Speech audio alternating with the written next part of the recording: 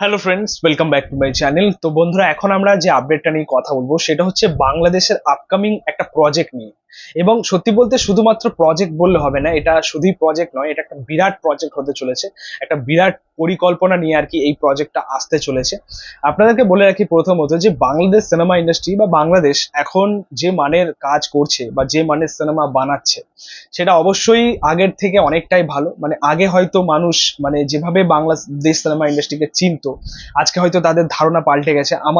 আমারও বলতে গেলে যে আজকে যেভাবে আমরা যে ধরনের কাজ পাচ্ছি বাংলাদেশ থেকে, অবশ্যই সেটা আমাদের মানে কি বলবো, মাথা ঘুরিয়ে দেওয়ার মতো এরকম কিছু প্রজেক্ট পাচ্ছি সেখান থেকে।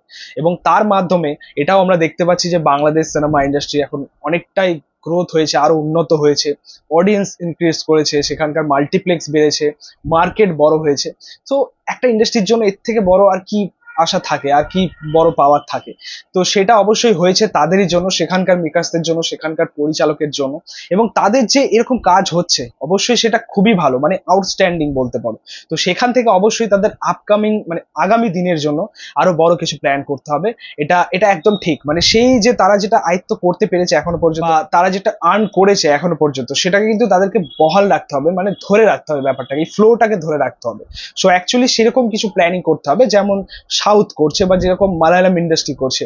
তারা একটা সময় যখন তাদের পিক টাইমটা আসে, সেই পিক টাইমটা কিন্তু তারা এখনো পর্যন্ত ধরে আছে। ঠিক আছে, মানে আগের মানে অনেক আগে বলছি আমি, তাও 2006-07 কথা বলছি। সেই সময় সাউথের সিনেমা লোকে এত দেখতো না, মানে ওই উড়ে উড়ে যাচ্ছে বা এরকম মারধার হচ্ছে, যেটা মানে সত্যি সবসময় মানে অকল্পনীয় লাগে ব্যাপারটা।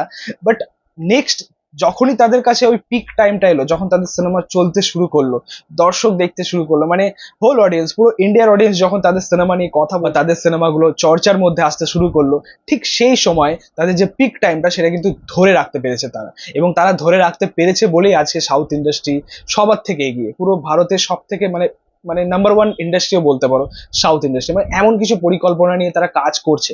ঠিক সেরকম ব্যাপারটা বাংলাদেশেও ঘটছে, এমন ইতিমধ্যে তারা ভালো কাজ করছে। হ্যাঁ, তাণ্ডবের মতো প্রজেক্ট করছে, সুরঙ্গের মতো প্রজেক্ট করছে, ইনসাফের মতো কাজ করছে। তো এখানে অবশ্যই ভালো ভালো ভালো ভালো কিছু মানে মেকার্স রয়েছে, ভালো ভালো কিছু অ্যাক্টর রয়েছে, অ্যাক্ট্রেস রয়েছে। তো তাদেরকে সেভাবে ইউটিলাইজ করলে অবশ্যই ভালো আউটপুট পাওয়া যায়। সেখানকার পরিচালকরা সেটা প্রমাণিত করেছে। রায়হান রাফির মতো ডিরেক্টর রয়েছে, সঞ্জয় সমাদ্দারের মতো ডিরেক্টর রয়েছে, আরো ভালো ভালো কিছু পরিচালক রয়েছে, মেহেদী হাসান হৃদয় ভালো কাজ করছে। তো অবশ্যই যখন তারা এই মানে পিক সময়টা পেয়েছে বা নিজেদের দক্ষতায় আয়ত্ত করতে পেরেছে বা সেই জায়গাটায় বা তাদের ইন্ডাস্ট্রিকে যে ট্র্যাকে আনতে পেরেছে, এই ফ্লোটাকে তাদেরকে বজায় রাখতে হবে। এবং সেই জায়গা থেকে তাদেরকে আগামী দিনের জন্য সেরকম কিছু প্ল্যান করতে হবে, যাতে অডিয়েন্স আর নিরাশ না হয়। বাংলাদেশ সিনেমা ইন্ডাস্ট্রির আগের কাজগুলো দেখবেন আর এখনকার কাজ দেখবেন, আকাশ পাতালের ডিফারেন্স। মানে এখন অডিয়েন্স হয়তো আর মুখ ফেরাবে না। এটা বাংলাদেশের কাজ, মানুষ প্রথমত এটাই বলবে যে এটা বাংলাদেশের কাজ, মানুষ শকড হবে আর কি তাদের কাজ দেখে। যাই হোক, আমি রিসেন্ট ফেসবুক থেকে একটা আপডেট পেলাম, যেটা বাংলাদেশের একটা আপকামিং প্রজেক্ট নিয়ে। এবং সেই আপডেটটা দেখে এবং শুনে সত্যি আমি খুব খুশি হয়েছি যে বাংলাদেশ এমন কিছু ভাবছে বা এমন কিছু পরিকল্পনা করছে। বাংলাদেশ থেকে আমরা একটা ট্রায়োলজি পেতে চলেছি, এবং এই ট্রায়োলজি একটা বিরাট আকারে হতে চলেছে, বড় পরিকল্পনা হতে চলেছে। এবং এই যে প্রজেক্টটা, তার গল্পের কাজও কিন্তু অনেকটা এগিয়ে গেছে। এই ছবিটা 3 বছরে প্রত্যেক বছর একটা করে আসবে আর কি, একটা করে সিনেমা রিলিজ করবে, এমনই কিছু পরিকল্পনা করা হচ্ছে। এখনো পর্যন্ত এই ছবির পরিচালকের নাম জানা যায়নি, কে কে থাকবেন পরিচালক হিসেবে এই এই প্রজেক্টটার পেছনে বা এই ট্রায়োলজির পেছনে, তার নাম কিন্তু এখনো পর্যন্ত জানা যায়নি। বাট যাদের মুখ আমরা এই সিনেমাগুলোর মধ্যে পাবো, তাদের নাম কিন্তু, অনেকের নাম কিন্তু সামনে এসছে।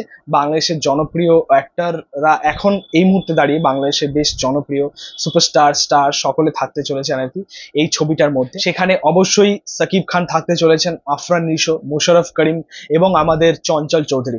এখনো পর্যন্ত এই 4জন টপ অভিনেতার নাম আমরা পাচ্ছি। আগামী দেখা যাক যে আর কোনো অ্যাক্টররা ইনক্লুড থাকতে পারেন কিনা। তবে এই মুহূর্তে দাঁড়িয়ে এই 4জনের নাম পাচ্ছি। বাট সত্যি বলতে এটা যেটা প্ল্যান করছে আর কি বাংলাদেশ, এটা যদি তারা বাস্তবায়িত করতে পারে, এটা সত্যি মানে একটা হিস্টোরিক কিছু হতে চলেছে আর কি বাংলাদেশ সিনেমা ইন্ডাস্ট্রি। এবং আমার যেটা মনে হয় যে বাংলাদেশ যদি এরকম কিছু নিয়ে ভেবে থাকেন বা এরকম কিছু পরিকল্পনা নিয়ে তারা ভেবে থাকেন, যেহেতু এখনো পর্যন্ত এটা একটা আপডেট, জাস্ট রিমার্স বলতে পারো, এটা অবশ্যই বাস্তবায়িত করা উচিত। কারণ এমনই কিছু দরকার আছে। অ্যাজ এ অডিয়েন্স যদি আমাদের কোনো চাহিদা থেকে থাকে, তো অবশ্যই আমরা এমন কিছুই চাইবো যে বাংলাদেশ সিনেমা ইন্ডাস্ট্রিতে এমন কিছু হোক। সো যাই হোক, আলটিমেটলি এরকম একটা আপডেট পেলাম। দেখা যাক যে সেটার ফাইনাল আপডেট বা ফাইনালাইজ কিছু হয় কিনা। অফিসিয়াল আপডেট কিছু আসে কিনা। তবে যাই হোক, খুব এক্সাইটেড হলাম অ্যাকচুয়ালি এরকম একটা আপডেট পেয়ে। তোমাদের আপডেটটা কেমন লাগলো, তোমাদের মতামত রিয়াকশন অবশ্যই কমেন্টে জানো। ভিডিওটা ভালো লাগলে অবশ্যই লাইক কমেন্ট শেয়ার করে দিও, পাশে থেকেও সাপোর্ট করো, চ্যানেলটাকে অবশ্যই সাবস্ক্রাইব করে দিও, পাশে থাকা বেল আইকন প্রেস করে দিও পরবর্তী ভিডিওগুলো আপলোড। Thank you, tata.